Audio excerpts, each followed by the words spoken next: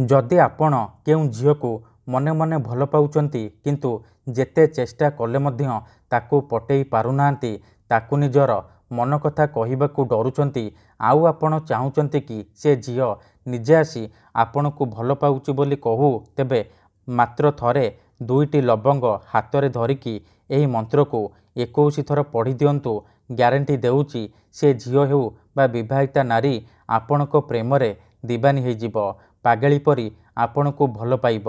जेउ झीओ आपण को भाव देउ नथिला इग्नोर करुथिला सीए निजे फोन करिकी घर को डाकिब जहाँ चाहिए ताहा करिब कोनोसी प्रकार बाधा देव नाही। नमस्कार फ्रेंड्स, आमर चैनल को आपण मानकु स्वागत। आजिर एही भिडियोटी रे मु आपणक पई आमर तंत्र शास्त्ररू दुईटी लवंगर नारी मोहिनी वशीकरण नहीं आसीची। झीओ पटेइबा पई वशीकरण विद्या नहीं आसीची जार प्रयोग रे आपण सुंदरी सुंदरी झीओ को मुहूर्तक भितरे पटेई पारिबे। सुंदरी पड़िशा घर भाउज ठारू निजर मन चाहुथिबा काम हासिल करि पारिबे। एही वशीकरण सबुठारु सहज किंतु शक्तिशाली वशीकरण। एहार प्रयोग केबे भी खाली जाएनी। जेउ झीओ बा नारी उपरे आपण एही वशीकरण गोटिए थर प्रयोग करिदेबे सीए सारा जीवन पई आपणक बसरे होइजिबो। पागेली परी आपण को भल पाइबाकू लागिबो। आपण ताकू जहा कहिबे जेमिति कहिबे सीए करिबो। एही वशीकरण एते शक्तिशाली कि एहार प्रयोग रे हजार हजार लोक माने लाभवान होइचंती। वर्ष वर्ष धरी भांगी जाइतिबा पुराणा प्रेम को फेराई आनी पारिछंती। सासु नणंद दियर भाउज काहाकू भी निज बसरे करी ताठारू निजर मन मुताबक काम हासिल करि पारिछंती।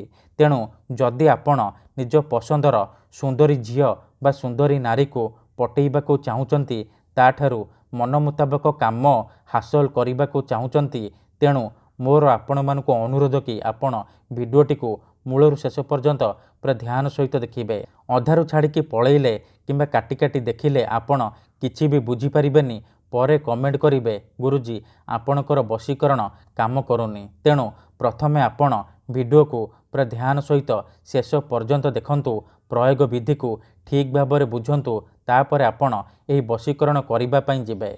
ठीक अछि, विधिटी जानिबा पूर्वरु जदि आपण आम चैनल को नुआ आसीचंती तेबे दयाकरी चैनल को सब्सक्राइब करी पाखरे थिबा बेल आइकन को मध्य दबाई दियंतु जहाद्वारा आमे जेउ भी वीडियो अपलोड करिबु सर्वप्रथमे आपण देखिपारिबे आउ तार लाभ पाई पारिबे। मन रखंतु एही वशीकरण विधि को आपण केवल मंगलवार किंबा शनिवार दिन करिबे। राति रे सोइबा पूर्वरु करिबे।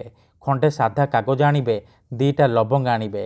कागज रे आपण गोटिए वशीकरण मंत्र लिखिबे।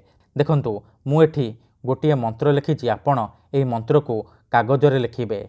ओम चौन चामुंडाय आमुकं वश्यम फट फट स्वाहा। आमुकं जगार आपण सेई झीओ बा नारीर नाम लिखिबे जहाको आपण बसरे करिबाकू चाहुचंती। आउ जो दीटा लवंग आनिचंती से दीटा लवंग को डाहाण हाथ में मुठेईकी धरिबे आउ आखि बंद करिकी सेई झीओ बा नारी को मने मने भाबिबे। तापरे एही मंत्र को 21 थर पढ़िबे। ओम चौन चामुंडाय आमुकं वश्यम फट फट स्वाहा। आमुकं जगार आपण सेई झीओ बा नारीर नाम कहिबे जहाको आपण बसरे करिबाकू चाहुचंती। मंत्र को 21 थर पढ़ी सारिबा परे मुठा खोलिबे आउ से लवंग रे गोटिए थर फुंकी देबे। एतिकी करि सारिबा परे से लवंग आउ मंत्र कागज को भल भाव में मोड़िकी निजर तकिया तले रखिकी सोई पड़िबे। सकाळु उठिबा मात्रे आपण कोन करिबे से लवंग आउ कागज को नेइकी घर बाहर कोनोसी एक जगार जाली देबे। ग्यारंटी देउची एतिकी करिकी देखंतु से झीओ हेउ बा विवाहिता नारी आपणक आड़को आकर्षित हेबाकू लागिबो। धन्यवाद।